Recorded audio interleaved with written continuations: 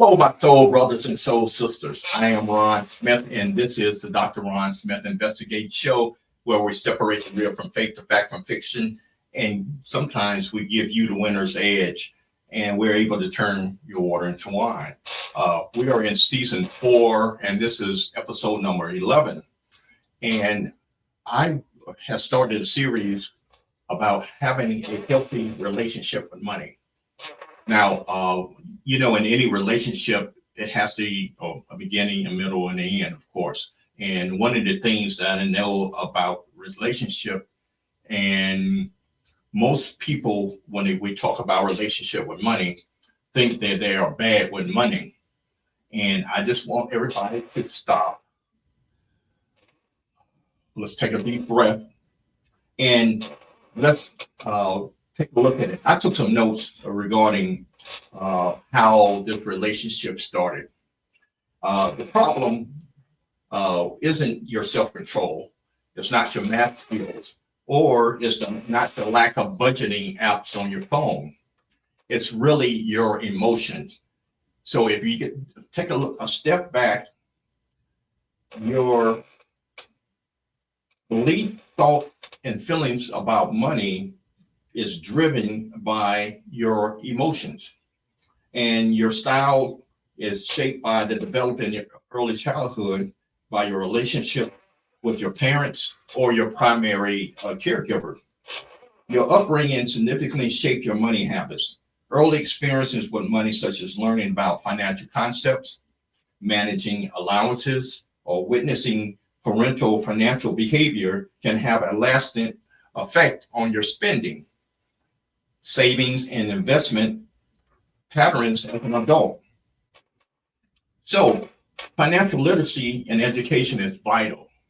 We must begin with educating ourselves and educating our family, which including maybe our parents and our children. Okay, it's not a surprise that parents who openly discuss money with their children are more likely to develop good money habits as an adult.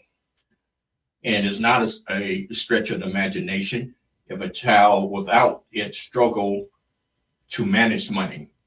I am one of those individuals who did not receive financial literacy or financial education. I grew up in more of a survival mode. They pay bills and keep things moving. So there are different types of parents. So if you're a spendthrift or a frugal parent, your child may develop a tendency to overspend to compensate for perceived deprivation in their childhood. And you see that a whole lot, where people who buy things that they don't need to impress people they don't like with money they don't have. That's one of the quotes that I've been circling around in my head. So if you take a step back, why are you acting or spending your hard-earned money in certain ways? So let's say a parent who lavishly spends on their children might develop a sense of entitlement, and they struggle with their finances also. There have been,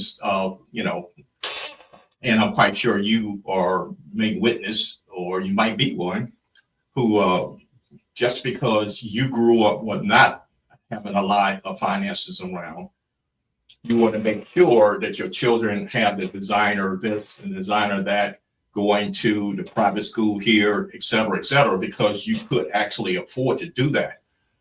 But if they don't have responsibility for how you achieve this financial, I wouldn't call it a windfall, but lifestyle, then they perceive that they are entitled to that. Then you have a parent who are generous with charity.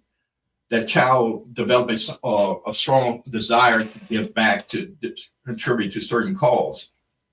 And you see that in a whole lot. And I just think about,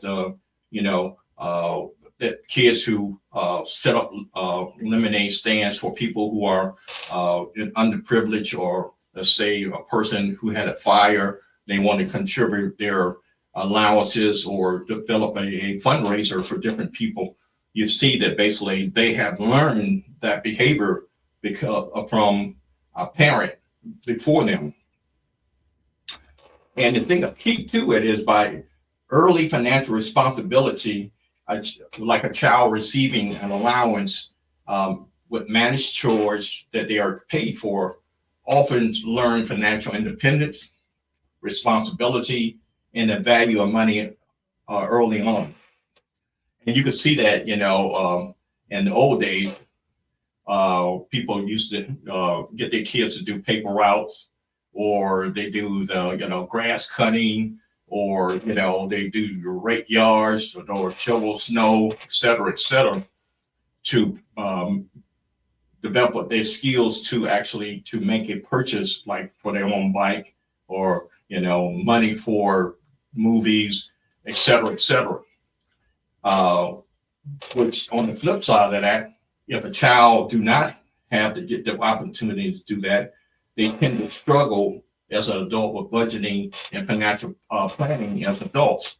One of the things that we see, especially in if a person is struggling financially, tension and lack of money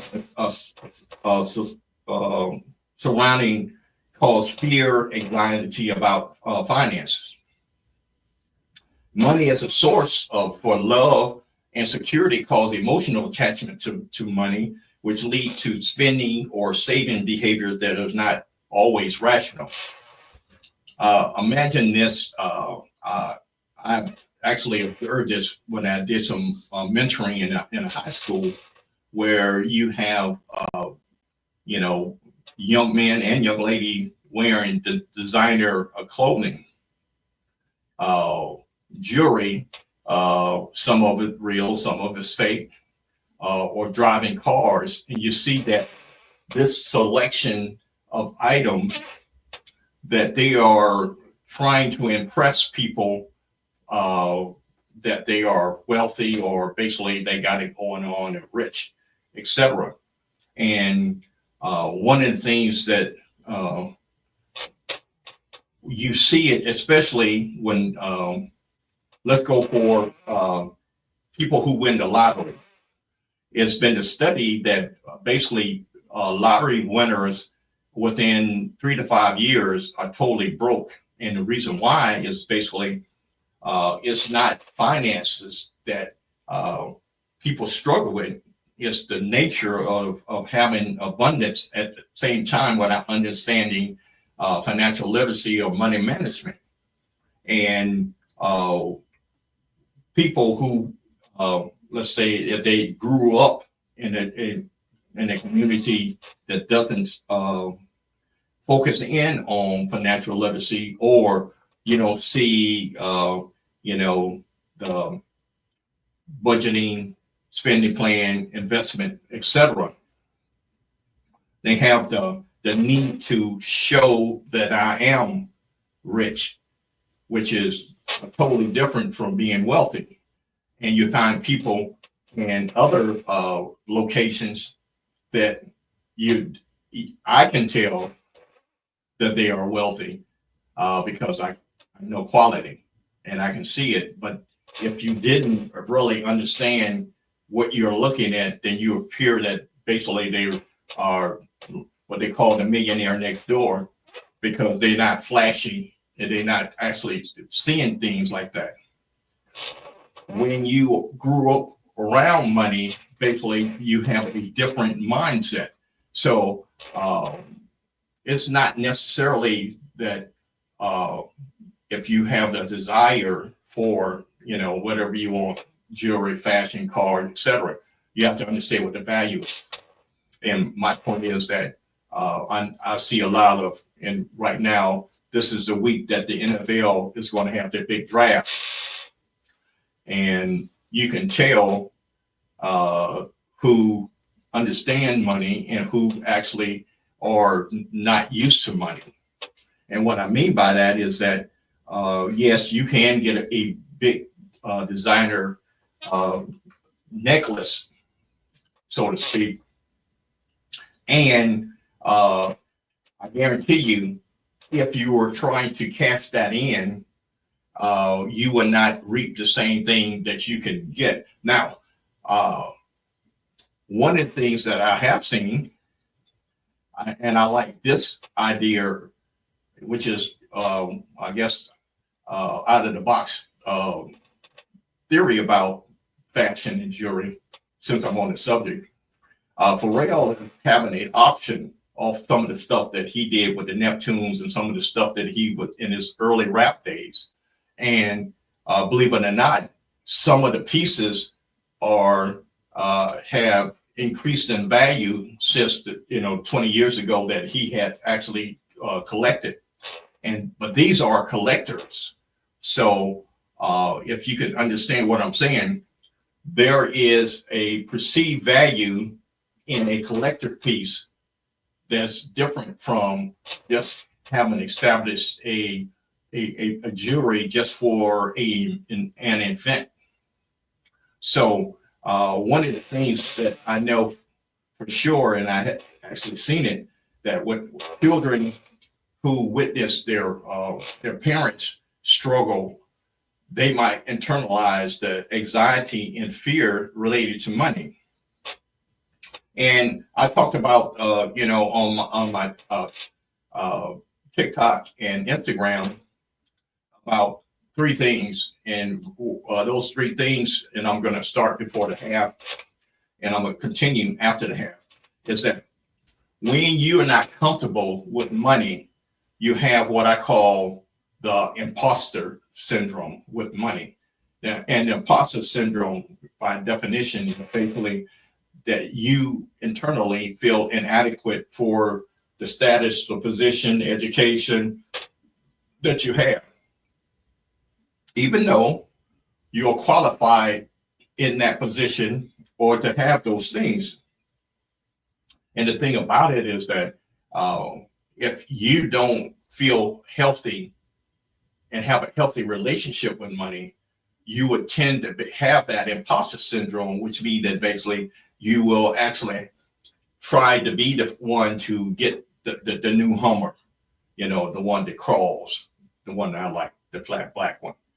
But my point is, you don't get it so because you really like it. You get it because you'll be the first one to have it, and that it's more of a show than actually a desire for it. You're not going to go off road with it. It's one of those things that you're trying to flaunt. The second thing I talked about is survivor's guilt. And that's basically when you achieve a certain status, whether let's say you're entertainer, rapper, let's say a sports figure, whether football, basketball, soccer, etc. And you create this entourage that you feel guilty about, leaving your girls or leaving your boys back on the block. One of the things I do, I want to pause that LeBron James to me has probably crushed my whole theme about the entourage, because he did it totally different. Everybody that played in that on this high school basketball team has a vital role or has branched off that has been totally successful independent of him. There was no hanger-ons and people who just sucking the air oxygen out the room without putting anything back into it. So there are healthy ways to have an entourage, and he's probably the one that the main exhibit. Everybody else that I look at, they probably handle it totally different and probably use it a different way. The next thing is financial money grief. And this is due to, you had money, you had a good job, what's going on with the federal government, that you lost your job, or there might be a business failure or a bad investment that hold you hostage. So we're going to take a quick break right now, and then we're going to get back into where I left off at, talking about developing healthy relationship with money.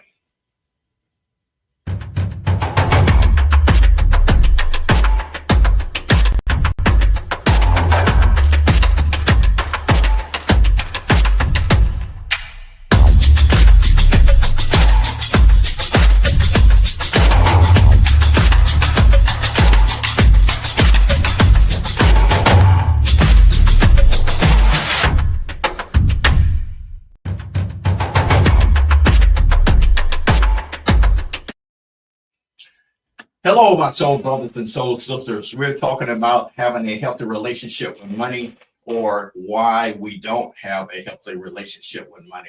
And it all depends on what your environment. It's obvious that our parents are our first teachers. Therefore, their input and their relationship with money has a very good bearing on how you feel about money, whether there was a lack or whether there was a whole lot. Their way of dealing with money has a lot to do with. And the thing about it is that I could talk to you about budgeting all I want to, but if you don't have that internal relationship, which be basically, even though money is one of those threads that weaves through everything in life. From getting up in the morning, the bed you sleep in, the sheets, to going to the restroom, flushing the toilet, brushing your teeth, eating your breakfast, getting in your car, going to work. All those things that we don't think about is cost money, and how you do those things, which mean that your neighborhood, the car you drive, the work that you are employed by, or what you create, all those things, where you shop, what you put on, all those things have the common thread about money. So it's one of those things that is vital to life, that you have a comfortable, healthy relationship with it. Or if you don't tell your money where it's going, your money will show you where it went, which means that basically everything deals with cash flow. So basically, we're talking about your beliefs, your thoughts, and your feelings about money. Let's get a handle on that. And it happens throughout your childhood. It's amazing that everything that you go through, your relationship to how you grew up, is related to what you do as an adult. And having a healthy relationship with money will make you totally successful in life, because you will actually have what I call a spending plan. Other people call a budget. So that's what we're talking about. How do we overcome? Let's say that basically, if I grew up with my parents were spendthrifts or frugal, do I overspend to compensate for my perceived deprivation of my childhood? Or if I grew up with my parents spend lavishly, will I develop a sense of entitlement and still struggle with my finances?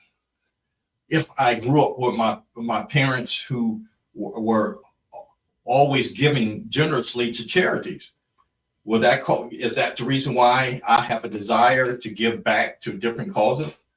All those things are different points of access to you. Excuse me. And I mentioned two things. Three actually. I mentioned on my TikTok and my Instagram last week about having the imposter syndrome. Is it because I don't feel comfortable with money that I am, have this tense and uneven relationship with it? Because I have achieved the education and the status, and now financially, I'm able to do some things that I always wanted to do, and I still have this easy feeling about it?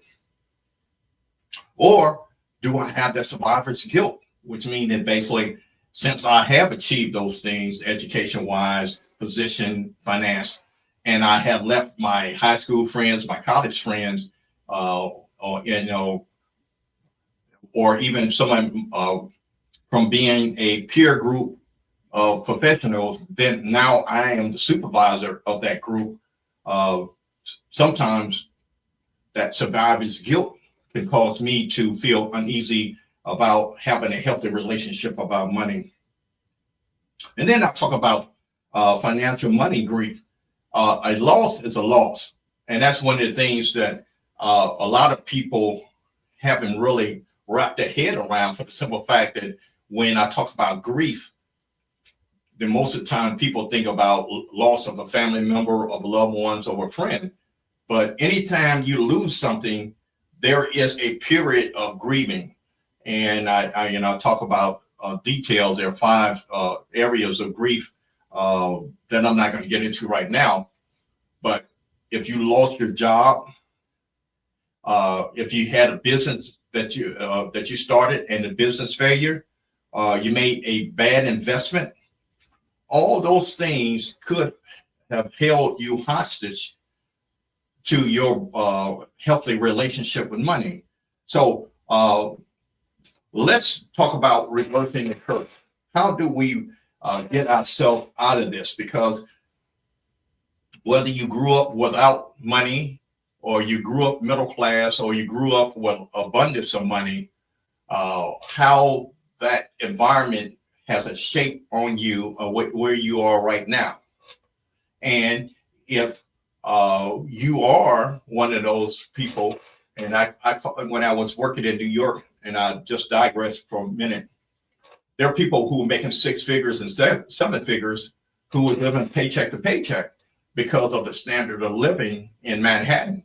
And that's the thing. You could, it's not really having a healthy relationship is not really how much money you actually bringing in. It's actually how are you allocating these funds, and are you actually having a balanced spending plan. And we're going to get a little bit into that. And think about it is that in order to have a healthy relationship, I think you should have a mantra that you actually tell yourself, because it's easy to focus on your bills and get lost in that and have a negative feeling about it.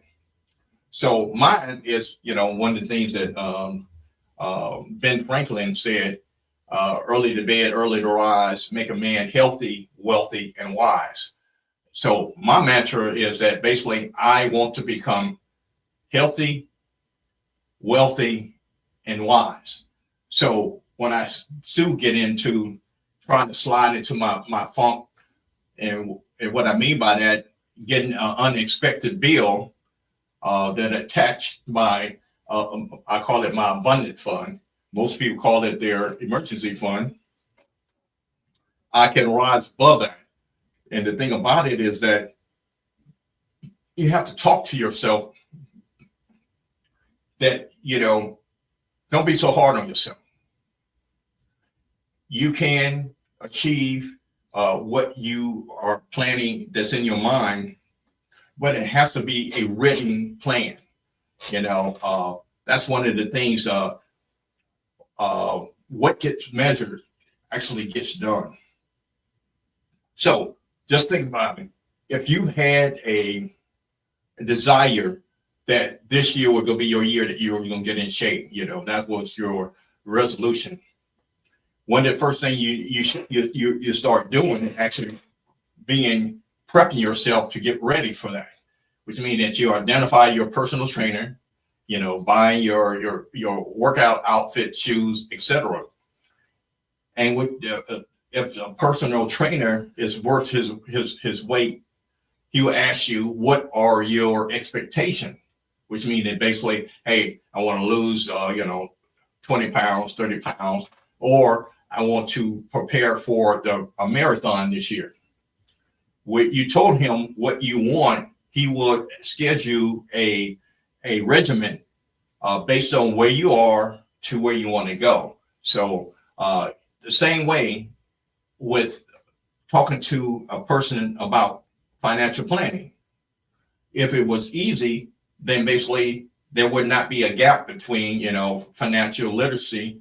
And if it was so prevalent, it would be actually taught at elementary school and high school and maybe even college.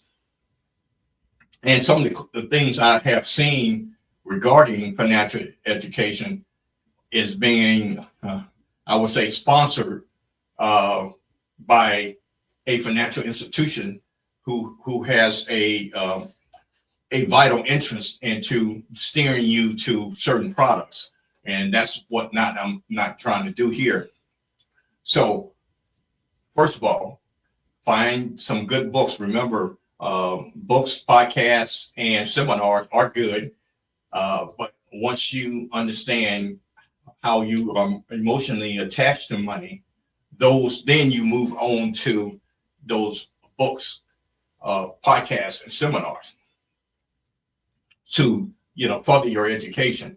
And, one of the things that you really need to find is that creating a spending plan is the first thing, because you have to understand the cash flow and what are the what I call the needs, the wants, and I call savings and investing and reducing your debt and giving. And one of the things I suggest is basically the 40-30-20 plan, and able to actually track your spending. Remember, I think I'm going to show this again, is basically that's my, if my monthly income was $3,500, my 40% of that would be $1,750. The 30% of that would be the $1,050. My 20% is $700, and 10% will be $350. So out of that will construct my what I call a spending plan. So when you write it down, you can actually visualize where your money is going. And one of the things that I mentioned before, start tracking your spending daily and weekly. You'll be surprised some of the things that you are spending on are really not conducive to your diet, first of all, and your spending plan. And the thing about it is that if you're running a tight ship, which I know most of us are, because of inflation, and I think we are in a recession, even though they have the numbers saying that we're probably are heading in there. And one of the things that I want to just emphasize is that where you are, whether you're middle class, upper middle class, or consider to be poor, it dictates how you are affected by the inflation and recession. So first of all, as I summarize, to develop a healthy relationship with money, first you have to understand, how did I grow up? Did I grow up, with parents who are thrifty? Did I grow up with people who lavish money on?